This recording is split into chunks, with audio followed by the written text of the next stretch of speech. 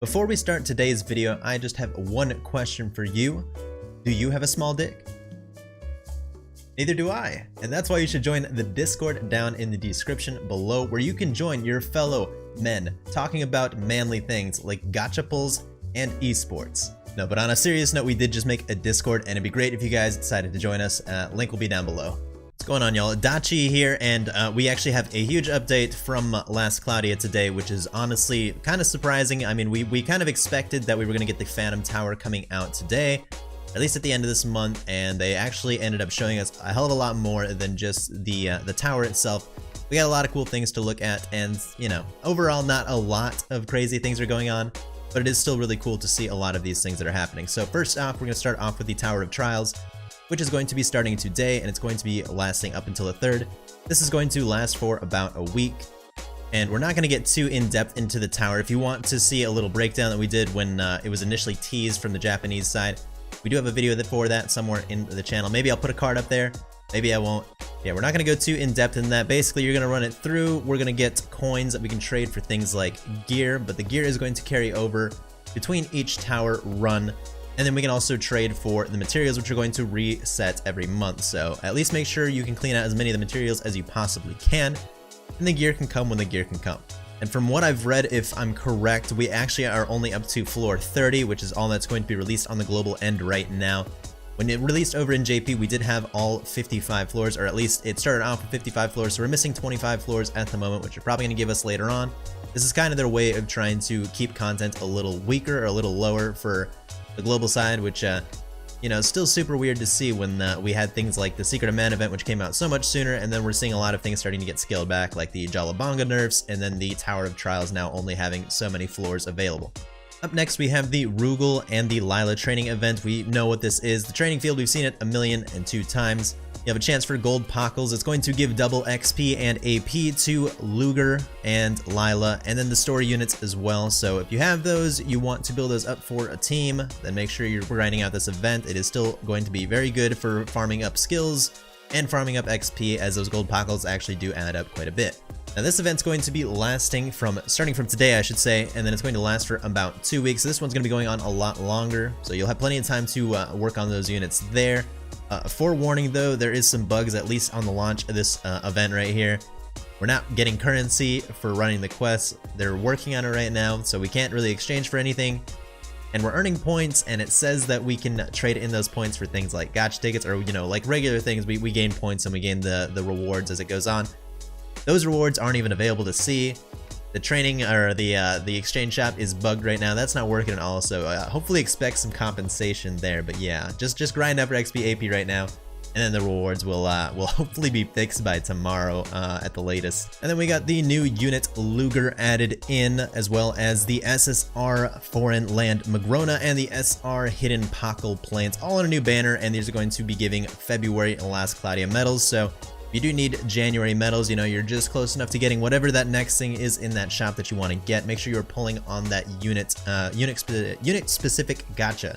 The one that has the boosted rates for Sevilla and Gorm. I think it has like 5% rate up on units in general. They swapped them, so our extra 3%, whatever it is, but that is going to be the last banner available at the moment that you're still going to be able to get January medals from.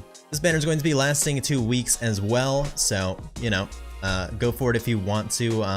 We'll go over whether or not I think you should pull for it in a little bit. And then next we have the Pickup Gacha banner. Now this one is kind of cool. Not for the specific rate ups, but I will say on rate up right now, it is going to be Gorm and Lila. Is that correct? Yes, Gorm and Lila.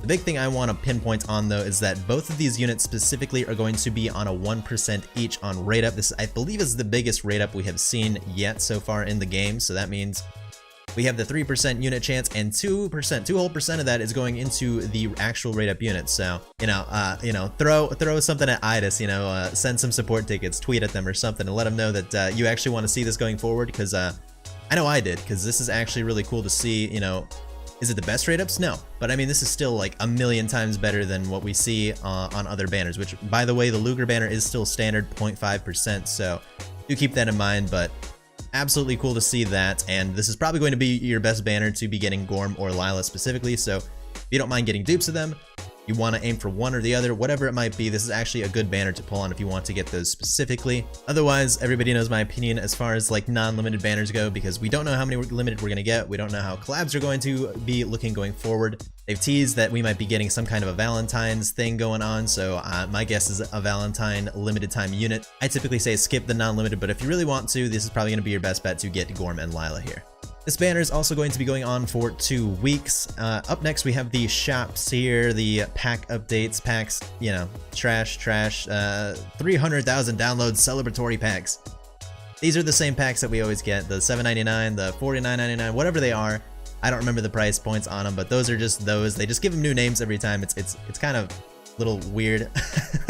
Here we can see soul accumulation. This one's gonna be neat. JP's had it for a while, so this is kind of like, we should expect to see this a lot more often. Same with like the training field. We've been getting a lot more of the training field, and we're going to continue to get soul accumulation here. It's similar to the little tower prequel event we had, where you had a chance at getting souls based on, well, based on nothing. You had a chance of getting souls based on the team that you're running. It's gonna be the same thing here. You're going to be able to attempt this up to 5 times a day, and it will reward you with at least 1 unit soul for a unit in your party. Big thing to note here is that if you are only running 1 unit in your party, you're guaranteed that soul. So I mean, if you want to just, you know, very specifically point out 1 unit, then you should just run the 1 unit there. It also does note support unit souls will not be dropped, and although they show Zex and Lilibet, I'm pretty sure this is going to be for all units, not just story units, but I mean, we'll have to wait and see. I'm going to take a dive, I'm going to take a wild guess and say and pray that this should just not only be limited to story units. That'd be pretty dumb. And here is the training dungeon. This is the one that I really wanted to see, and I believe this is the same dungeon that they fucked up when they said it was another kind of training event where they were like, oh, get boosted XP and AP, but turns out it was just boosted XP and it was labeled wrong, and they were like, oops, our bad. No compensation for that one. But this is the quest that I was personally looking forward to, because this is the one that JP has currently, where they are getting a lot of their XP from. We're gonna get easy, normal, hard, nightmare, and godlike, and it does show you the level requirements here, starting from 0 going up to 80. These are going to be insanely great for XP, especially the godlike mode. So this is kind of one of the great answers to one of the issues of like building up a unit. This is going to help a hell of a lot as far as leveling up a level 80 units to level 100. As well as just leveling up your units in general. This is going to skyrocket a lot of units if you have them at a lower level and you're able to run a godlike. This will be starting on the 30th, so in a couple days, and it will end about 5-6 days later. So not a full week of that, but it can also be attempted up to 5 times a day, which is awesome. Way better than just getting the the daily training dungeon thing, which we're also getting that. We're also getting that, as you can see. We're also getting that daily training field back again, starting today, and it's going up for a week, so same time as the tower is going to be going on. Another cool thing, which we didn't get with, I forgot what it was, whatever JP celebration had not too long ago. They had some kind of celebration where they were getting daily free pulls for however long. We're getting the same thing for a week, so it should be like 7 days of free pulls, free daily pulls, so, you know, pull them, get whatever you get, most likely some rare dupes, but it's still cool to see it. Here you can see a login bonus. I believe it gives you like 2,100 gems, so just 900 short of the 3K for an actual multi. And then in the extended maintenance, whatever it's called, the reward, we got, it's like 500 gems, so almost 3K free and overnight. Well, not overnight, sorry, over 8 days. Plus, if we add on that 500, then yeah, almost enough for a multi. So doesn't really feel like a celebration, Itis, if this is our celebration. Woo! We're not even getting a full multi there. But I guess I can't complain too much. Gems are hard to come by. And they kind of just squeezed all of these in here, but all quests will have reduced soul cost. And I should state that this is also for the week that Phantom Tower is going to be going on, but all quests will have halved soul cost. So this is all quests. Dope. Ability gate cost will be reduced by 1 orb. That seems like a lie. I didn't see any changes there. Everything still looks like it costs the same. So I'm not 100% on that. It does say the 28th, but I think they need to fix something. That might also be on their list of bugs and why maintenance took so long to get through. Ability gates and Transcendent Gate, or T-Gate, will be available every day, which that actually does work. All of them are available right now, and then all of these, including the Ability Gate, the T-Gate, and the Limit Breaker Field, all will have double drop rates. So take advantages and as much as you possibly can. If you're a whale, go ahead and whale out your gems and farm this up as much as possible here. And then the next bit is the weird bit, starting from what it says here. Gosh, these dates are all over the place. You can see this date here surrounding this. I'm pretty sure that was for that. It's weird, but this, let's see, boost period for this occasion, we'll go over it in a second. It's going to last for 1 week, and it's going to be on sale for... Why would it be on sale if that is the boost period for this occasion? So it says the boost period goes and ends until the 5th, or ends at the 5th, and then it's on sale until the 11th. That's weird. That's weird. Maybe it's just a week of time. They just worded it weirdly. No idea. Training boosters. These are, we'll take a look at them in a minute, but these are going to be paid gem only boosters that you're going to be able to do for XP, AP, and for your soul gain. So your shrines are going to have some boosted rates at how quickly they generate orbs. And then down here we have a bunch of cool little quality of life features. I've already played with some of them. They're pretty cool, so I would recommend reading over these yourself. I'm not going to go over them all. But yeah, you should check them out. It's pretty cool to see all these quality of life changes going forward, and hopefully we see a lot more. Actually, here we can see one right here. Receive all. Bam. And look at that. I just got all my stuff real quick, and then I can just go ahead and delete them all. Easy as that. So here, without going to, try not to spend too much time here on the boosters, we're going to get an XP gain booster, an AP gain booster, and the soul gain booster, as you can see here.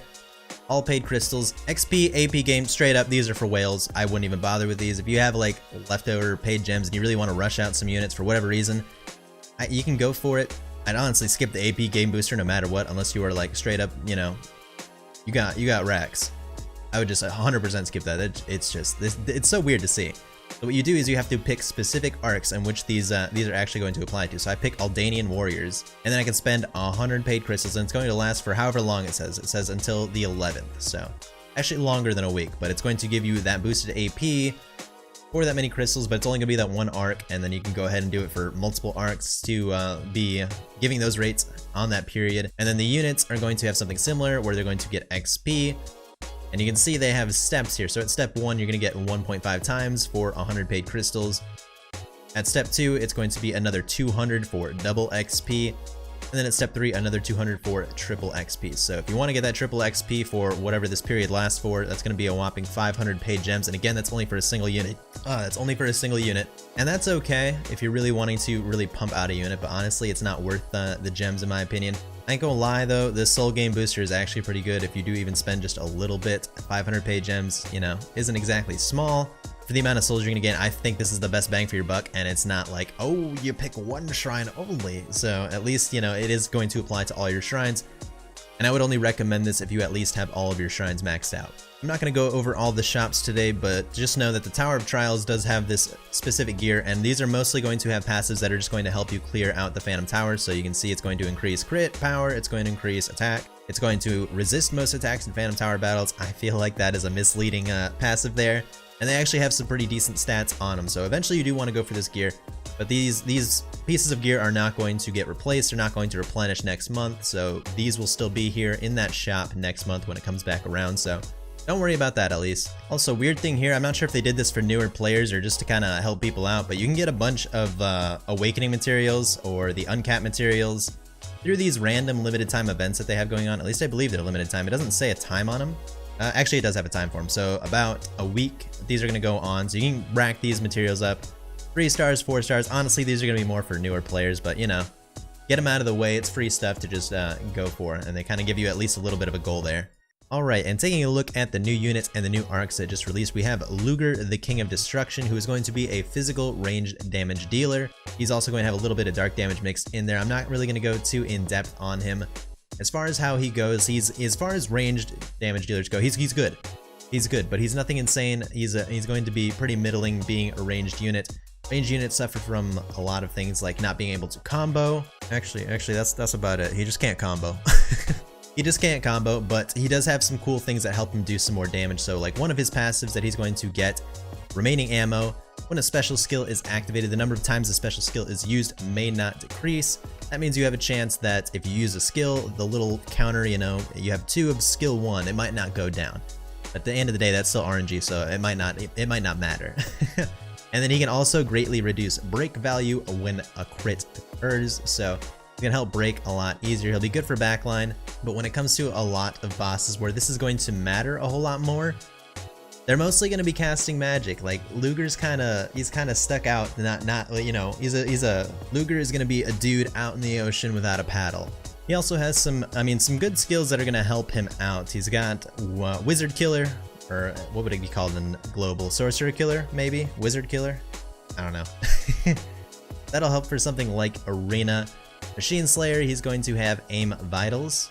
And Penetration, same as we see on Shin. So he's got some pretty cool, unique abilities that you might not be able to get based on what kind of arcs you have. But overall, it's going to end up on you whether or not you want a physical damage dealer. To be completely honest though, Foul should just be around the corner, who's going to be another physical range damage dealer, and she's going to have a emphasis on electric or lightning damage, and she does a really great job of it. So honestly, between the two, I would say to go for Foul if you really want to go for one of these archer type units. Foul also has a little bit of a better kit to kind of suit a ranged unit than Rugal will here, or Luger, Rugal, so entirely up to you, but overall he's not a must pull whatsoever. But of course, they did make the banner kind of a must pull banner, because they did put Magrona on this banner. Not even worrying about hidden Pockle Plains, it's not a good arc, it's just not a good arc. But we have Magrona here, and Magrona has been the top arc in the JP version since it came out, or at least, you know, considered the top arc. That's debatable. Taking a look at Magrona at max level, its passive is going to be, and thank you Idis, I don't know if you've been listening, but this is now the max level passive here, so I can actually read the whole thing and not have to look it up in some kind of a jank translator. Damage to non-human boss monsters plus 30%, which is most bosses. And strength increases with every soldier unit in the party, so if you stack soldiers, you're gonna get some kind of a boost. Don't know how much, you just have to test it out. And then at the start of a wave, chance to inflict silence on all enemies, which is gonna be great for farming in general, especially when it comes to ability gates and you run into a lot of enemies that do a lot of dark matter spam. So just a neat thing to have, as well as helping out as far as like something like Arena, you know. The skills that Magrona is going to have on it is attack up 2. Don't quote me on this, but I think this is the first time we're actually going to be able to get attack up 2 from an arc. Gonna have Aim Vitals, so if you did not get lucky enough to get Divine Beast Hunter, it's going to be here on Magrona. Illusion, which is going to be a chance of evading physical attacks, that is a passive. Fast Critical, automatically activate crit at the start of the battle. We know what Fast Crit is. I don't know if this is the first time we get Fast Crit, I don't think so. But Fast Crit at the beginning of a wave, which is great for those of you that have something like Kaido Robin, or in the future when we get Serios, those are both gonna be, it's gonna be great on both of them. Stone Slayer, cool. I don't know if this is the first time we see Stone Slayer, but cool, Stone Slayer. And then at max level, Sharp Eyes. For each attack, consume 3% MP for plus 50% damage. That is magic aura for your physical damage dealers. And you can see now why Magrona is so coveted. You know, kind of just the same as Skyship. Magrona's way up there for those physical damage dealers. Super, super great. You definitely want this. This arc alone makes this not a must pull, but you might want to pull if you have some gems to throw at it. Just because Magrona, you know, you don't know how many raid ups it's going to come back on, and targeting specific anything as far as any gacha and getting off banners doesn't usually go very well. So this is going to be one of your best bets to get Magrona if you have the gems lying around for it. Not a must-have, but it's definitely amazing. And last, we have the SR, Hidden Pockle Plains. At max level, slowly recover HP when close to death. Plant, status ailment, resistance +1. I don't know what that means for plant type units, like Pockle, I'm guessing. And then at the end of a wave, recover 20% HP, 10% MP, and SCT. This is going to be great for the tower. That's kind of it. The skills it's going to teach is Metis, which is the mind buff. Whatever, we already have fast Metis available. Stonewall, there's already means of getting Stonewall. High regeneration, not good. Ma, Cure Virus, situationally good, but still mostly not good. And then Godly Body, when recovering from basic status ailments, poison, whatever it might be, resistance for the recovered ailment +1. And that's everything that thing has. It's not good. Alright y'all, that wraps up pretty much all of the updates. If you are interested in watching me do the tower, we're going to see how far we can go with it tomorrow night, hopefully on stream at a regular time over at twitch.tv/AdachiGacha. I'm going to run through all the tower we can. Otherwise, I do plan on also posting the VOD up probably sometime this week. Let me know what you guys think of the tower going into it for its, you know, its first initial launch of it, see how it goes, and what you think of all the updates, you know, things like the quality of life changes down in the comments below. I'd really be interested in seeing all of that. Again, I'm going to plug the Discord again down in the description below one last time. All right, I promise that's it. Thank you guys for watching. I'll see you in the next one.